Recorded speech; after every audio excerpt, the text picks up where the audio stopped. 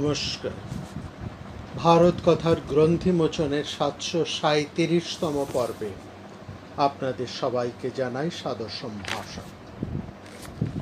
মহামতি অনন্তলালের পরম আশীর্বাদে আমরা প্রতিদিন শুনে চলেছি পূর্ণ ভারত কথা। মহারাজ যুধিষ্ঠির শুনলেন তার জ্যেষ্ঠতা ধৃতরাষ্ট্র হস্তিনানগর থেকে রওনা দিয়ে আসছেন কুরুক্ষেত্রের দিকে। তখন পুত্র শোকার্ত যুধিষ্ঠির ভাইদের সাথে মিলিত হয়ে ধৃতরাষ্ট্রের অভিমুখে গমন করলেন। তাকে অনুগমন করলেন কৃষ্ণ, মহাত্মা কৃষ্ণ, সাত্যকী, যুযুৎস এবং পুত্র শোকে আকুলা অত্যন্ত দুঃখিতা দ্রৌপদী এবং অন্যান্য পাঞ্চাল বীরপত্নী বিধবা পত্নীরাও দ্রৌপদীর সাথে ধীরে ধীরে মহারাজ যুধিষ্ঠিরকে অনুগমন করে এগিয়ে চললেন। যুধিষ্ঠির দেখতে পেলেন শোকার্ত বিধবা স্ত্রীরা উচ্চস্বরে রোদন করতে করতে গঙ্গার দিকে গমন করছে। সেই বিধবা স্ত্রীরা ঊর্ধ্ববাহু হয়ে রোদন করতে করতে প্রিয় এবং অপ্রিয় বাক্য উচ্চারণ করে রাজা ধৃতরাষ্ট্রকে পরিবেষ্টন করে এগিয়ে চলেছে। তারা বলছে, কোথায় যুধিষ্ঠিরের সেই ধর্মজ্ঞতা, কোথায় তার সত্যপরায়ণতা, আর সেই নৃশংসতাই বা কোথায়, যিনি পিতৃগণ, ভাতৃগণ, গুরু, পুত্র কাউকেই রক্ষা করেননি, সবাইকেই বধ করেছেন। যিনি গুরু ব্রাহ্মণ দ্রোণকে, পিতামহ ভীষ্মকে বধ করে, তার ভগ্নিপতি জয়দ্রথকে বধ করে করেছেন। যখন তিনি একের পর এই এক সমস্ত বীর পুরুষদেরকে বধ করেছেন, তখন তার মনের অবস্থা কেমন হয়েছিল। এইভাবে তারা কখনো যুধিষ্ঠিরকে ভৎসনা করে, কখনো নিজেদের ভাগ্যকে নানাভাবে বিপর্যস্ত করে, নিজের ভাগ্যকেই দায়ী করে তারা উচ্চস্বরে রোদন করে চলেছে। সেই সময় মহারাজ যুধিষ্ঠির তাদেরকে অতিক্রম করে জ্যেষ্ঠতা ধৃতরাষ্ট্রের কাছে এসে তাকে অভিবাদন করলেন এবং ধীরে ধীরে অন্যান্য পাণ্ডবেরাও তাদের জ্যেষ্ঠতা ধৃতরাষ্ট্রকে অভিবাদন করলেন এবং নিজের নিজের নাম বললেন। তখন পুত্রবোধে পীড়িত শোকার্ত ধৃতরাষ্ট্র অপ্রীতি সহকারে পুত্রহন্তা যুধিষ্ঠিরকে আলিঙ্গন করলেন। অর্থাৎ যুধিষ্ঠিরকে আলিঙ্গন করলেন, কিন্তু তার মনের মধ্যে এখনো ভীষণ ক্ষোভ। অপ্রিয়মান শোকার্ত পাণ্ডবং পরিশস্যজ। যুধিষ্ঠিরকে আলিঙ্গন করে সান্ত্বনা দিয়ে ধৃতরাষ্ট্র এবার বারবার তিনি ভীমকে অনুসন্ধান করছেন। কোথায় ভীম? তিনি বারবার জিজ্ঞেস করছেন, কোথায় ভীম?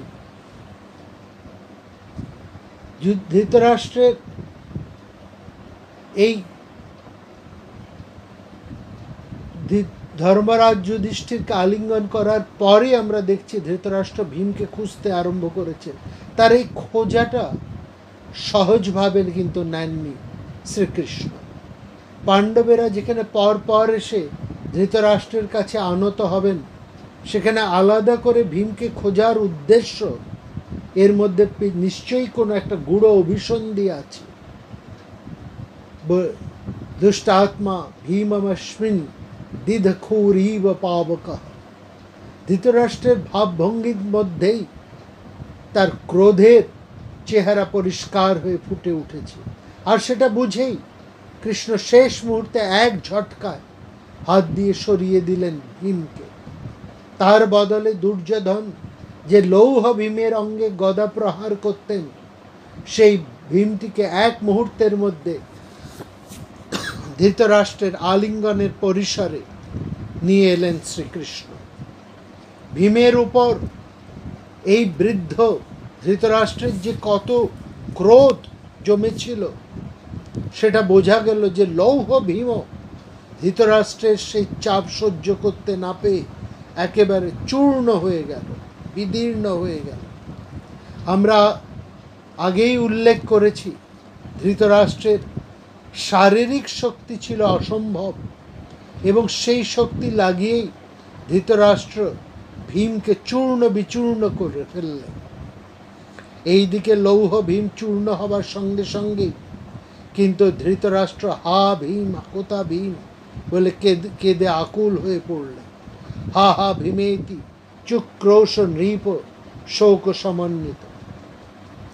আসলে ভীমের উপরে তার যে রাগ ছিল তা এই লৌহ ভীম হত্যার সঙ্গে সঙ্গেই তা চলে গেছে। এখন তিনি নিজের কর্মের জন্যেই অনুতাপগ্রস্ত। আসলে ধৃতরাষ্ট্রের চরিত্রটাই এরকম, এটাই তার চরিত্রের বৈশিষ্ট্য। তিনি যে কাজটি করেন সেটা তিনি ভেবে করেন না, তার কি ফল হতে পারে তিনি এতটুকু ভাবেন না, কিন্তু পরে তার জন্য অনুতাপ করে দগ্ধ হন। কৃষ্ণ যখন বুঝলেন যে লৌহ ভীম চূর্ণ করে ধৃতরাষ্ট্রের ক্রোধ চলে গেছে, তং বিদিত্বাগত ক্রোধং, তখনই তিনি সান্ত্বনা দিলেন ধৃতরাষ্ট্রকে। ভীম মারা যায়নি মহারাজ, বললেন ভীম মারা যায়নি। আমি জানতাম আপনার ক্রোধযুক্ত বাহু যুগলের মধ্যে ভীম যদি পড়ত তাহলে সে বাঁচত না। সেই জন্যই আমি বুদ্ধি করে দুর্যোধনের তৈরি লোহার ভীমটি এগিয়ে দিয়েছি আপনার কাছে। আমি বুঝতে পেরেছি পুত্র শোকে আপনার ধর্মাধর্ম জ্ঞান লুপ্ত হয়েছে, এবং সেই জন্যই আপনি ভীমকে হত্যা করতে চেয়েছিলেন। তব রাজেন্দ্র তেন তং ভীমসেনং জিঘাংসসি। শ্রীকৃষ্ণ এবার ধৃতরাষ্ট্রকে বুঝিয়ে বললেন আসলে ধৃতরাষ্ট্রের মানসিক কুটিলতা এত দ্রুত সবার সামনে ধরা পড়ে গেছে, আর এই সুযোগেই শ্রীকৃষ্ণ তাকে বললেন মহারাজ আপনি তো বেদ বেদাঙ্গ ইতিহাস পুরাণ অনেক শুনেছেন, রাজধর্ম আপনার অজানা নয়, কিন্তু সব জেনে শুনে এত কিছু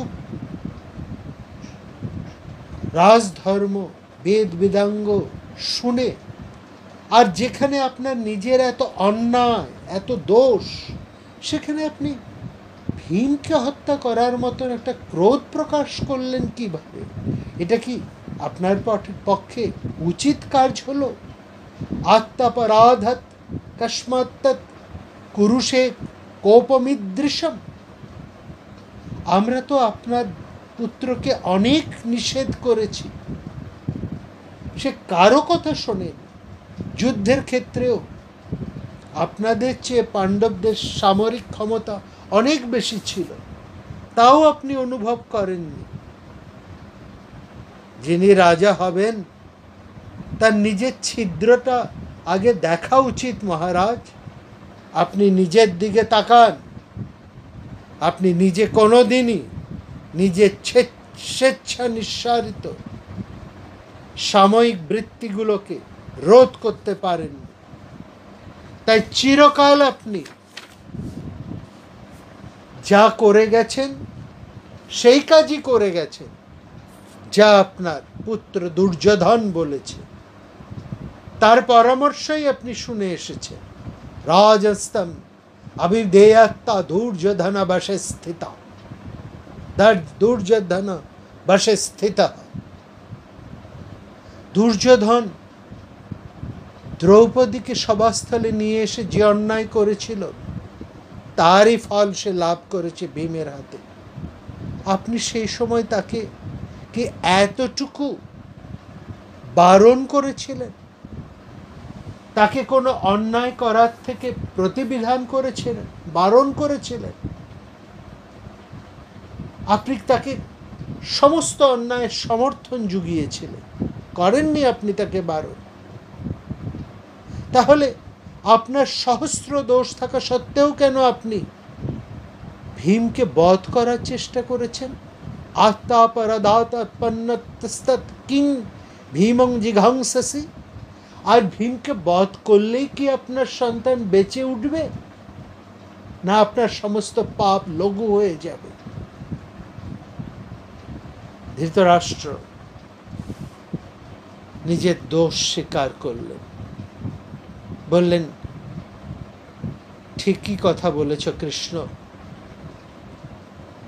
পুত্রের মোহে আমি সমস্ত ধৈর্য, সমস্ত বুদ্ধি হারিয়ে ফেলেছিলাম। এটা পরম ভাগ্য যে তুমি বুদ্ধি করে ভীমকে আমার শক্তিশালী হাত দুটোর মধ্যে আসতে দাওনি। তদ্গুপ্ত নাগমত কৃষ্ণ ভীম বাহস্তরং মম। যা হবার তা তো হয়ে গেছে, আমার আর কোনো রাগ নেই। আমি মন থেকে বলছি, ভীমকে আমি স্পর্শ করতে চাই। কত বড় বড় রাজারা এই যুদ্ধের কারণে পৃথিবী ছেড়ে চলে গেছেন। আমার পুত্ররা একজনও বেঁচে রইল না। এখন পাণ্ডবদের উপরই আমার সব কিছু, সব শান্তি, সব ভালোবাসা। পাণ্ডপুত্রেইষ বৈশর্ম প্রতিশ্চাপব অতিষ্ঠতে। এটাই দুর্যোধনের স্বভাব।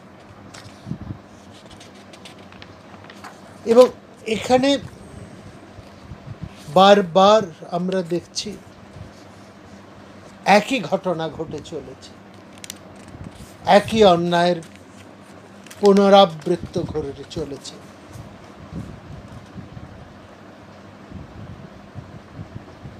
ধৃতরাষ্ট্র বলছেন, হয়তো এতদিনে তিনি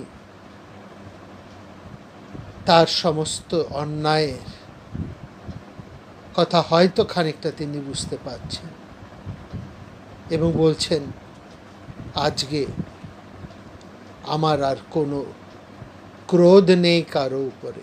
তারপর তিনি ভীম, অর্জুন, নকুল, সহদেবকে আলিঙ্গন করে আশ্বাস দিয়ে তাদের মঙ্গল প্রশ্ন করলেন।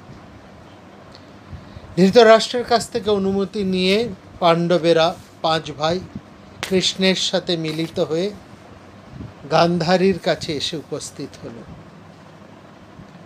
ধর্মরাজ যুধিষ্ঠির সমস্ত শত্রুকে নিহত হয়ে করেছেন জেনে পুত্র শোকার্তা গান্ধারী তাকে অভিসম্পাদ দেবার মনে মনে বাসনা নিয়ে ধীরে ধীরে এগিয়ে আসছে। আর পাণ্ডবদের উপরে গান্ধারীর এই অভিসম্পাদ দেবার, বিশেষ করে রাজা যুধিষ্ঠিরকে অভিসম্পাদ দেবার বাসনা গান্ধারীর মনে জাগ্রত হয়েছে বুঝতে পেরেই বেদব্যাস দ্রুত গঙ্গা স্নান করে পবিত্র হয়ে গান্ধারীর সামনে এসে উপস্থিত হলেন। তিনি গান্ধারীর কুশল প্রশ্ন জিজ্ঞেস করে বললেন, গান্ধারী, এটা শাপের সময় নয়, এটা ক্ষমা করার সময়। সসুষ্মা অব্রবীত কালে কল্লবাদি মহাতপা শাপ কালম বাবৃক্ষ ক্ষমা কালম উদীয়রণ। তুমি পাণ্ডবদের উপর ক্রোধ করো না, রাগ করো না, শান্ত হও। ক্রোধের মূল এই রজগুণকে দমন করো। তুমি আমার কথা শোনো। তোমার পুত্র দুর্যোধন জয়াভিলাষী হয়ে 18 দিনে প্রত্যেক দিনই তোমার কাছে উপস্থিত হয়ে বলতো, মা, আমি শত্রুর সাথে যুদ্ধ করছি, তুমি আমাকে আশীর্বাদ করো, আমার জয়ের আশীর্বাদ করো। কল্যাণী, জয়াভিলাষী দুর্যোধন তখন তোমার কাছে জয়ের প্রার্থনা করতেন, আর তুমি তখন প্রত্যহ তাকে বলতে, যে পক্ষে ধর্ম আছে সে পক্ষেরই জয় হবে। যতো ধর্মস্ততো জয়ম সা তথা যাচ্চ মানাতং যুদ্ধকালে জয়িষিনা উক্তবত্যসি কল্যাণী यतो धर्मस्ततो जय। তুমি তো চিরকালই সত্য কথা বলে এসেছ, তুমি কখনো মিথ্যা কথা বলেছো এরকম তো আমার মনে পড়ে না। পাণ্ডবেরা রাজাদের সাথে তুমুল যুদ্ধে গুরুতর সংশয়াপন্ন হয়ে শেষে জয়লাভ করেছে। তোমাকে বুঝতে হবে, যেদিকে ধর্ম সেই দিকেই জয় রয়েছে। তুমি ক্ষমাশীল হয়ে কেন তাদেরকে ক্ষমা করতে পারছো না? অধর্ম পরিত্যাগ করো। যেদিকে ধর্ম ছিল তোমার কথা অনুসারে তো সেই দিকেই জয় হয়েছে, তাদেরই তো জয় হয়েছে। গান্ধারী, তুমি ধর্ম এবং পূর্বের কথা স্মরণ করে তোমার পুত্রস্থানীয় পাণ্ডবদের ওপর তোমার ক্রোধ সংবরণ কর। গান্ধারী বললেন, ভগবান, আমি পাণ্ডবদের উপর দোষারোপ করি না, তাদের বিনাশের ইচ্ছাও করি না, কিন্তু পুত্রশোকে আমার মন বিহ্বল হয়ে গিয়েছে। কুন্তিপুত্ররা কুন্তিপুত্রগণকে কুন্তির যেমন রক্ষা করেছেন, তাদের যেমন রক্ষা করা উচিত, তেমনি আমারও তো তাদেরকে রক্ষা করা উচিত। এবং আমার যেমন রক্ষা করা উচিত তেমন ধৃতরাষ্ট্রেরও রক্ষা করা উচিত। যথৈব কুন্তা কৌন্তেয় রক্ষিতস্য রক্ষিতব্যস্তথা ময়া তথৈব ধৃতরাষ্ট্রেণ রক্ষিতব্যা ময়া যথা ময়া। এতদিনে গান্ধারীর বোধোদয় হয়েছে। তিনি বলছেন, কুন্তি যেভাবে তার পুত্রদেরকে রক্ষা করবেন, রক্ষা করা উচিত, আমারও সেইভাবে তাদেরকে রক্ষা করা উচিত। মহারাজ, ধৃতরাষ্ট্রেরও তাকে সেইভাবেই রক্ষা করা উচিত।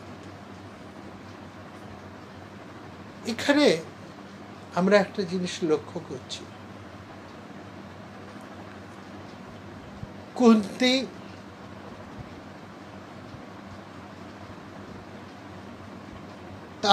তিনি মহারানী ছিলেন। ভাগ্য বিড়ম্বনায় তার সমস্ত কিছু ঋত হয়েছে, সবই নষ্ট হয়ে গিয়েছে। তার রাজ্য, ধন সম্পদ সবই পর হস্তগত হয়ে গিয়েছে। তবু তিনি তার এই অনাথ পুত্রগুলোকে কখনোই তার অভিভাবকত্বের থেকে দূরে ঠেলে রাখেন। তিনি সহস্র বিপর্যয়ের মধ্যে স্থির থেকে তার পুত্রদেরকে যথা ধর্মে, যথা কর্তব্যে, যথাবিহিত মানুষ করে তুলেছে। তাদের প্রতি জননীর যে কর্তব্য তা তিনি সম্পূর্ণ করেছেন। এতটুকু সেখানে শিথিলতা আমরা দেখি। অন্যদিকে গান্ধারী সহস্র সুখের মধ্যে বাস করে সর্বপ্রকার সুযোগ সুবিধা লাভ করেও তিনি কিন্তু তার পুত্রদেরকে মানুষ করে তোলেন, তাদেরকে শাসন করেননি। তারা যখন একের পর এক অন্যায় করে চলেছেন, তখনও তিনি তার স্বামীর প্রতি অভিমানবশত চোখে ফেটটি বেঁধে বসেছিলেন। পুত্রদেরকে না শাসন করেছেন, না স্বামীকে শাসন করেছেন, না কোনো অধর্ম প্রতিবাদ করেছেন। হ্যাঁ, শেষ মুহূর্তে যখন ঘরে অগ্নিসংযোগ হয়ে গিয়েছে, রাজকল্যাণী রাজবধূকে যখন তারই পুত্ররা অসভ্যের মতন সভাগৃহে টেনে হেঁচড়ে নিয়ে চলেছেন, তখন গান্ধারী চিৎকার করে উঠেছে। কিন্তু ওইটুকু। তারপরে তিনি বহুবার চিৎকার করেছেন, অন্যায়ের প্রতিবাদ করেছেন, কিন্তু ততদিনে যা হবার হয়ে গিয়েছে। বৃষ বৃক্ষে ফল পত্র পুষ্পে ফলে সুশোভিত হয়ে গিয়েছে, সবটাই তার হাতের বাইরে চলে গিয়েছে। সময় থাকতে তিনি কোনো দায়িত্ব গ্রহণ করেননি। তিনি স্বামীকে শোধন করেননি, পুত্রদেরকে তিনি শাসন করেননি, প্রতিপালন করেননি। তাদের প্রতি যথাযথ কর্তব্য পালন তিনি করেন। কেবলমাত্র তিনি স্বামীর, অন্ধ স্বামীর চক্ষুস্বরূপ না হয়ে স্বামীর প্রতি অভিমান বশত তিনি নিজের চক্ষুকেও আবৃত করে রেখেছিলেন। আজকে তারই ফল তিনি পাচ্ছেন। আজকে সমস্ত কিছু হারিয়ে আজকে হয়তো তিনি এইটুকু বুঝতে পাচ্ছেন, কুন্তির মতো পাণ্ডবদের প্রতি তারও একটা দায় আছে, দায় আছে তার স্বামী। এই দায় বা দায়িত্বের এতটুকু ভাবনা যদি তাদের যথা সময়ে থাকতো, তারা যদি তার নিজের সন্তানের মতন পাণ্ডু পুত্রদের প্রতি সহমর্মিতা, তাদের দায়িত্ব কর্তব্য এতটুকু পালন করতেন, তাহলে আজকের এই দিন বৃদ্ধ ধৃতরাষ্ট্র কিংবা গান্ধারী দেখতে হতো না।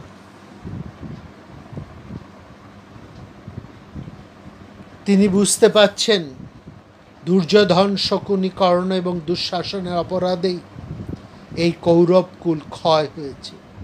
অর্জুন, ভীমসেন, নকুল, সহদেব কোনো অপরাধ করেন, যুধিষ্ঠির কখনোই করেন।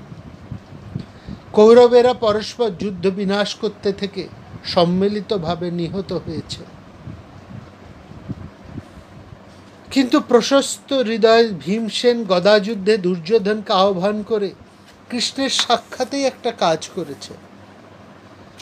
দুর্যোধন গদাযুদ্ধ শিক্ষায় অধিক নিপুণ, তিনি রণকস্থলে বিবিধ মার্গে বিচরণ করছিলেন। সেই অবস্থায় ভীমসেন তার নাভির অধোদেশে গদা প্রহার করেছেন। এটা কিছুতেই মেনে নিতে পারছেন না গান্ধারী। তিনি এটা মানতে পারছেন না যে এই ভীম তার পুত্রের রক্ত পান করেছে। তার কথা শুনে ভীম গান্ধারীকে বললেন, অত্যন্ত ভীত হয়ে অনুনয়ের সাথে বললেন, দেবী, অধর্মই হোক কিংবা ধর্মই হোক, আমি ভয়বশত আত্মরক্ষার জন্যেই এই কাজ করেছি। আপনি আমার এই অপরাধ ক্ষমা করুন। আমি ধর্ম অনুসারে আপনার ওই মহাবল পুত্রকে বধ করিনি। আমি কেন কোনো মানুষই ধর্ম অনুসারে তাকে বধ করতে পারত না? এই জন্যেই আমি অন্যায্য আচরণ করেছি। না হি ধর্মে না পুত্রস্তে পাতিতৌ হস্য মহাবল ন শক্য কেনিচিদস্তু মতো বিষমম আচরম। তিনিও, আপনার পুত্র তো অধর্ম অনুসারে যুধিষ্ঠিরকে জয় করতে চেষ্টা করেছিলেন এবং সবসময় তিনি অন্যায় ব্যবহার করেছিলেন, আমাদেরকে প্রতারণা করেছেন। সেই জন্যেই আমি অন্যায় কাজ করেছি। বিপক্ষ সৈন্যের মধ্যে তিনি একমাত্র অবশিষ্ট ছিলেন এবং গজাযুদ্ধেও তিনি বিশেষ নিপুণ ছিলেন। বিশেষত তিনি জীবিত থাকলে অপহৃত রাজ্য তিনি ত্যাগ করতেন না। সেই জন্যেই আমি এই কাজ করেছি। তারপর আপনার পুত্র দুর্যোধন সেই দূত সভায় এক অবস্ত্রা রজস্বলা দ্রৌপদীকে যে কথা বলেছিলেন তা আপনার নিশ্চয়ই স্মরণে আছে। দুর্যোধনকে বধ না করলে আমরা শশাগরা পৃথিবী ভোগ করতে পারবো না, এটা ভেবেই আমরা সেই কাজ করেছি। দুর্যোধনং তং সংহৃত্য ন সকাভূষ সাগরা। আপনার পুত্রের মধ্যে এই সবচাইতে অন্যায়ের কাজ এটি, সে সভা মধ্যে দ্রৌপদীকে বামরূপ প্রদর্শন করেছিল। তখনই আপনার পুত্রকে আমাদের বধ করা উচিত ছিল, কিন্তু সেই সময় আমরা ধর্মরাজের আদেশে নিবৃত্ত ছিলাম। আপনার পুত্র গুরুতর বৈরানল প্রজ্বলিত করেছিল। যেহেতু সে সর্বদাই আমাদেরকে বনবাসের কষ্ট ভোগ করিয়েছিল, সেজন্যই আমি এই অন্যায় কাজ করেছি। আমরা যুদ্ধে দুর্যোধনকে বধ করে বৈর সাগরের পার অতিক্রম করেছি, বৈরসাগর অতিক্রম করেছি, মহারাজ যুধিষ্ঠির রাজ্য লাভ করেছে, আমাদের ক্রোধ তিরোহিত হয়েছে। গান্ধারী বললেন, এ তো দুর্যোধনের বধ নয়, যেহেতু তুমি তার প্রশংসা করেছ এবং তুমি আমার নিকট যা বলেছ সে ঠিকই বলেছ, সে এই সব অন্যায় সে করেছিল। কিন্তু একটা কথা বলো তো, বৃষসেন নকুলের অশ্বগুলো বিনাশ করলে তুমি দুঃশাসনের বক্ষের রক্তপাত করেছ, এটা তো অত নিন্দনীয় কাজ। নিচু লেখে মানুষেরা এই ধরনের কাজ করে থাকে, এই ধরনের নিষ্ঠুর কাজ। তুমি যা করেছ, এই রক্তপান তোমার ভাইয়ের বুকের, এ তো অত্যন্ত অন্যায়, নীচ, অসঙ্গত কাজ। ভীম বললেন, কেবল নিজের ভাই কেন, জ্ঞাতির কেন, অন্য মানুষের রক্তও পান করা উচিত নয়। আর সেখানে নিজের ভাইয়ের রক্ত কি করে পান করা যায়? ভাইয়ের নিজের সাথে নিজের ভাইয়ের তো কোনো পার্থক্য হতে পারে না। জ্ঞাতি ভাই তো আমার থেকে আলাদা হতে পারে না। अन्नस्यापि न पातव्यं रुधिरं की पुनस्सकं यथैवात्मा तथा व्रता বিশেষ নাস্তি কশ্চন। সেই রক্ত আমার দাঁত বা ঠোঁটের নিচে যায়নি, তা খানিক তা স্বয়ং যম তা জানেন।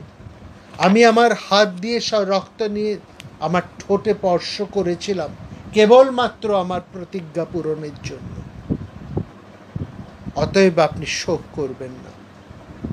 বৃষসেন নকুলের অশ্বগুলো বধ করলে আমার কৌরব ভ্রাতারা অত্যন্ত আনন্দিত হয়েছিল। সুতরাং আমি দুঃশাসনকে বধ করে তাদের ভয় সৃষ্টি করিয়েছিলাম। দুঃশাসন সেই দ্রুত সেবায় দ্রৌপদীর কেশ আকর্ষণ করলে আমি যে প্রতিজ্ঞা করেছিলাম তা আমার সেই সময় মনে ছিল।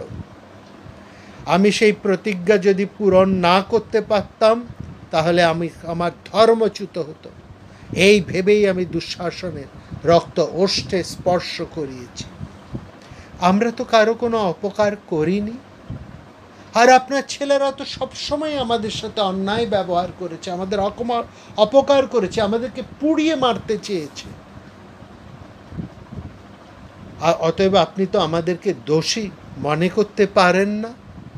অনির্গৃহ্য পুরা পুত্রা নশ্মাংসাকারীষু ন মমর্হসি কল্যাণী দোষে ন পরিশঙ্কিত। গান্ধারী বললেন, তুমি এই বৃদ্ধের 100টা ছেলেকে মেরে ফেললে, একটাকেও বাঁচিয়ে রাখতে পারলে না, একজনকেও কি তুমি বাঁচাতে পারলে না? তাহলে তো তোমাদের অপরাধ কিছুটা কম হতো। বৃদ্ধশস্য শতং পুত্রং নিগ্রস্তম পরাজিত কস্মান্ন শেষ কশ্চিৎ যেন পল্প পরাধিতম। আমাদের রাজ্য অবশিষ্ট নেই, আমাদের সব শেষ হয়ে গেছে। একটা সন্তান, অন্তত একটা সন্তানকে কেন তোমরা অবশিষ্ট রাখলে না? না শেষ কথং জ্যেষ্ঠিমেকং বৃদ্ধ যুগস্য। একটি ছেলে বেঁচে থাকলে তো সে আমাদের এই বৃদ্ধদের জ্যেষ্ঠী স্বরূপ হয়ে বেঁচে থাকত। তাহলে তো আজকে আমাদের এরকম বিপন্ন হতে হতো না। এই কথা বলে সেই পৌত্র শোকাকুল গান্ধারী যুধিষ্ঠিরের খোঁজ করতে আরম্ভ করল। বললেন, সে রাজা কোথায়, সেই রাজা কোথায়?